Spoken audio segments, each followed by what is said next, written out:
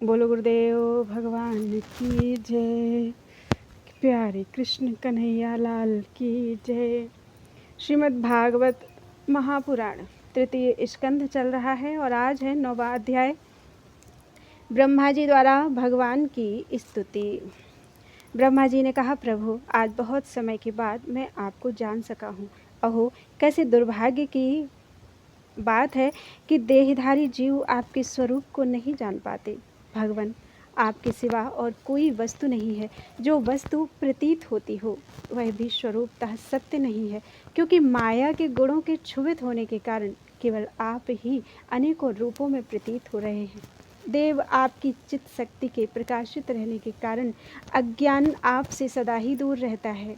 आपका यह रूप जिसके नाभि कमल से मैं प्रकट हुआ हूँ सैकड़ों अवतारों का मूल कारण है।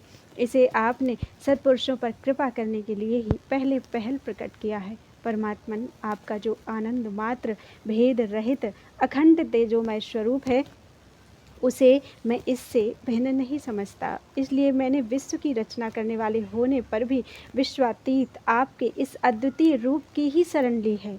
यही संपूर्ण भूत और इंद्रियों का भी अधिष्ठान है। हे विश्व कल्याणमय, मैं आपका उपासक हूँ। आपने मेरे हित के लिए ही मुझे ध्यान में अपना यह रूप दिखलाया है। जो पापात्मा विषयाशक्त जीव है वे ही इसका अनादर करते हैं। मैं तो आपको इसी रूप में बार बार नमस्कार करता हूँ।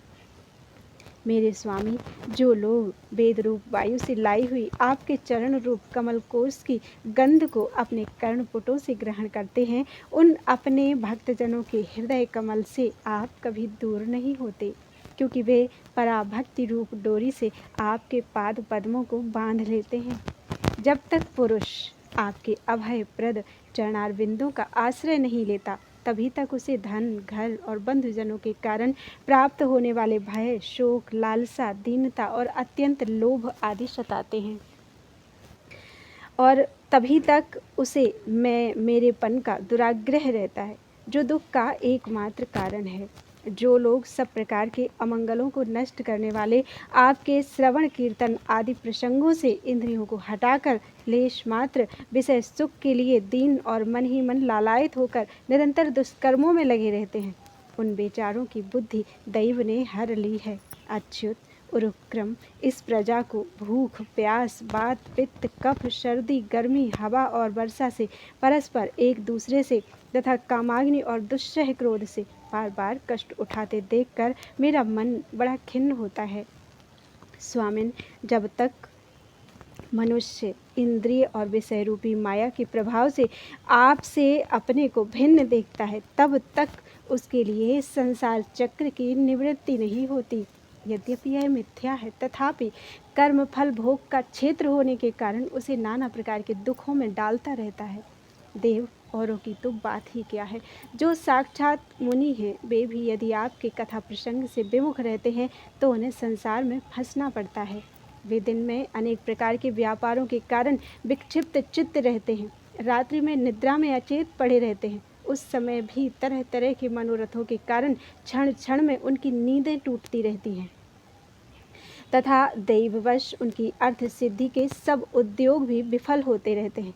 नाथ, आपका मार्ग केवल गुण श्रवण से ही जाना जाता है। आप निश्चय ही मनुष्यों के भक्ति योग के द्वारा परिशुद्ध हुए हृदय कमल में निवास करते हैं। पुण्य श्लोक प्रभु, आपके भक्तजन जिस जिस भावना से आपका चिंतन करते हैं, उन साधु पुरुषों पर अनुग्रह करने के लिए आप वही वही रूप धारण कर लेते हैं। भगवान, आप एक हैं तथा संपूर्ण प्राणियों के अंतःकरणों में स्थित उनके परम हितकारी अंतरात्मा हैं। इसलिए यदि देवता लोग भी हृदय में तरह तरह की कामनाएं रखकर भांति भांति की विपुल सामग्रियों से आपका पूजन करते हैं, तो उससे आप उतने प्रसन्न नहीं होते जितने सब प्राणियों पर दया करने से होते हैं। किंतु वह सर्वभूत दया असत पुरुषों को अत्यंत दुर्लभ है। जो कर्म आपको अर्पण कर दिया जाता है उसका कभी नाश नहीं होता, वह अक्षय हो जाता है। अतः नाना प्रकार के कर्म, यज्ञ, दान, कठिन तपस्या और व्रतादि के द्वारा आपकी प्रसन्नता प्राप्त करना ही मनुष्य का सबसे बड़ा कर्म फल है। क्योंकि आपकी प्रसन्नता होने पर ऐसा कौन फल है जो सुलभ नहीं हो जाता। आप सर्वदा अपने स्वरूप के प्रकाश से ही प्राणियों के भेद भ्रम रूप अंधकार का नाश करते रहते हैं तथा ज्ञान के अधिष्ठान साक्षात परम पुरुष हैं। मैं आपको नमस्कार करता हूँ। संसार की उत्पत्ति, स्थिति और संहार के निमित्त से जो माया की लीला होती है वह आपका ही खेल है। अतः आप परमेश्वर को मैं बार बार नमस्कार करता हूँ।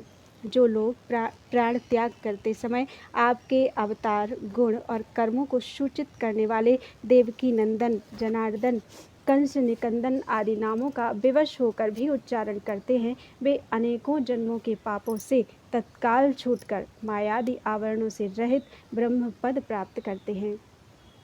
आप नित्य अजन्मा हैं, मैं आपकी शरण लेता हूँ। भगवान, इस विश्व वृक्ष के रूप में आप ही विराजमान हैं।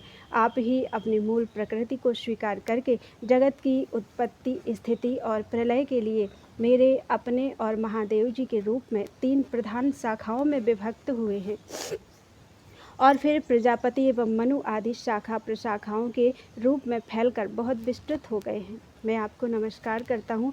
भगवान, आपने अपनी आराधना को ही लोगों के लिए कल्याणकारी स्वधर्म बताया है, किंतु वे इस ओर से उदासीन रहकर सर्वदा विपरीत निषिद्ध कर्मों में लगे रहते हैं।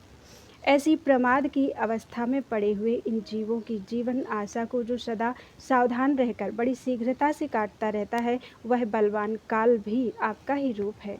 मैं उसे नमस्कार करता हूँ। यद्यपि मैं सत्यलोक का अधिष्ठाता हूँ, जो 2 परार्ध पर्यंत रहने वाला और समस्त लोकों का वंदनीय है, तो भी आपके उस काल रूप से डरता रहता हूँ। उसे बचने और आपको प्राप्त करने के लिए ही मैंने बहुत समय तक तपस्या की है। आप ही अधियज्ञ रूप से मेरी इस तपस्या के साक्षी हैं। मैं आपको नमस्कार करता हूँ। आप पूर्ण काम हैं, आपको किसी विषय सुख की इच्छा नहीं है, तो भी आपने अपनी बनाई हुई धर्म मर्यादा की रक्षा के लिए पशु पक्षी, मनुष्य और देवता आदि जीवन योनियों में अपनी ही इच्छा से शरीर धारण कर अनेकों लीलाएं की हैं। ऐसे आप पुरुषोत्तम भगवान को मेरा नमस्कार है। प्रभु, आप अविद्या, अस्मिता, राग, द्वेष और अभिनिवेश 5 में से किसी के भी अधीन नहीं हैं। तथापि इस समय जो सारे संसार को अपने उदर में लीन कर भयंकर तरंग मालाओं से विक्षुब्ध प्रलयकालीन जल में अनंत विग्रह की कोमल सैया पर शयन कर रहे हैं, वह पूर्व कल्प की कर्म परंपरा से श्रमित हुए जीवों को विश्राम देने के लिए ही है। आपके नाभि कमल रूप भवन से मेरा जन्म हुआ है। यह संपूर्ण विश्व आपके उदर में समाया हुआ है। आपकी कृपा से ही मैं त्रिलोकी की रचना रूप उपकार में प्रवृत्त हुआ हूँ। इस समय योग निद्रा का अंत हो जाने के कारण आपके नेत्र कमल विकसित हो रहे हैं। आपको मेरा नमस्कार है। आप संपूर्ण जगत के एकमात्र सुहृद और आत्मा हैं तथा शरणागतों पर कृपा करने वाले हैं। अतः अपने जिस ज्ञान और ऐश्वर्य से आप विश्व को आनंदित करते हैं, उसी से मेरी बुद्धि को भी युक्त करें, जिससे मैं पूर्व कल्प के समान इस समय भी जगत की रचना कर सकूं। आप भक्त वांछा कल्पतरु हैं।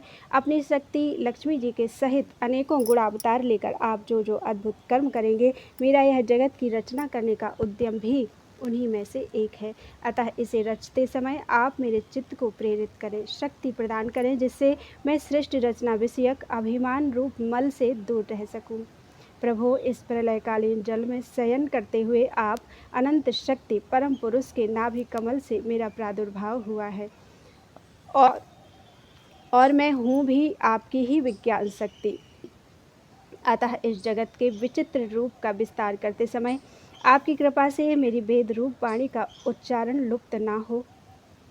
आप अपार करुणामय पुराण पुरुष हैं। आप परम प्रेममयी मुस्कान के सहित अपने नेत्र कमल खोलिए और शेष सैया से उठकर विश्व के उद्भव के लिए अपनी सुमधुर वाणी से मेरा विषाद दूर कीजिए।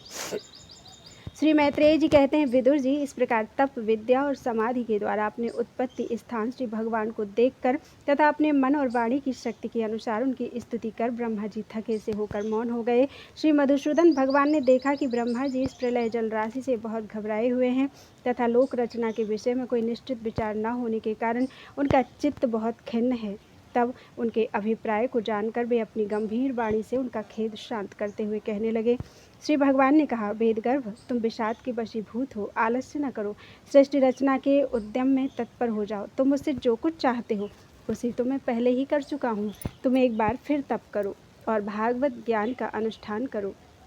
उनके द्वारा तुम सब लोगों को स्पष्टतया अपने अंतःकरण में देखोगे। फिर भक्ति युक्त और समाहित चित्त होकर तुम संपूर्ण लोक और अपने में मुझको व्याप्त देखोगे तथा मुझ में संपूर्ण लोक और अपने आप को देखोगे। जिस समय जीव काष्ठ में व्याप्त अग्नि के समान समस्त भूतों में मुझे ही स्थित देखता है, उसी समय वह अपने अज्ञान रूप मल से मुक्त हो जाता है। जब वह अपने को भूत, इंद्रिय, गुण और अंतःकरण से रहित तथा स्वरूपतः मुझसे अभिन्न देखता है, तब मोक्ष पद प्राप्त कर लेता है। ब्रह्मा जी, नाना प्रकार के कर्म संस्कारों के अनुसार अनेक प्रकार की जीव सृष्टि को रचने की इच्छा होने पर भी तुम्हारा चित्त मोहित नहीं होता। यह मेरी अतिशय कृपा का ही फल है। तुम सबसे पहले मंत्र दृष्टा हो। प्रजा उत्पन्न करते समय भी तुम्हारा मन मुझ में ही लगा रहता है। इसी से पापमय रजोगुण तुमको बांध नहीं पाता।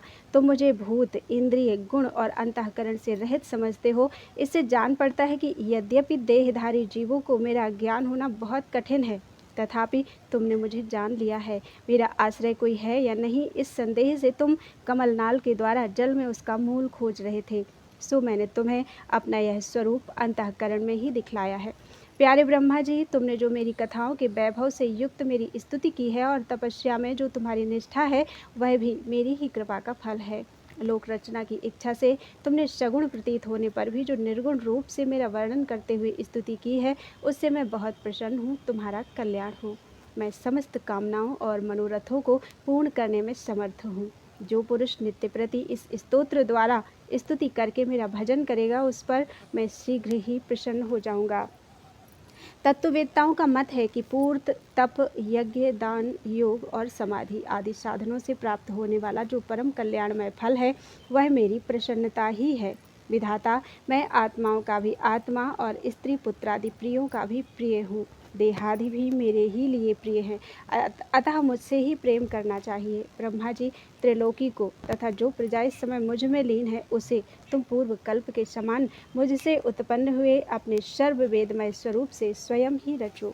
श्री मैत्रेय जी कहते हैं, प्रकृति और पुरुष के स्वामी कमलनाभ भगवान सृष्टिकर्ता ब्रह्मा जी को इस प्रकार जगत की अभिव्यक्ति करवाकर अपने उस नारायण रूप से अदृश्य हो गए।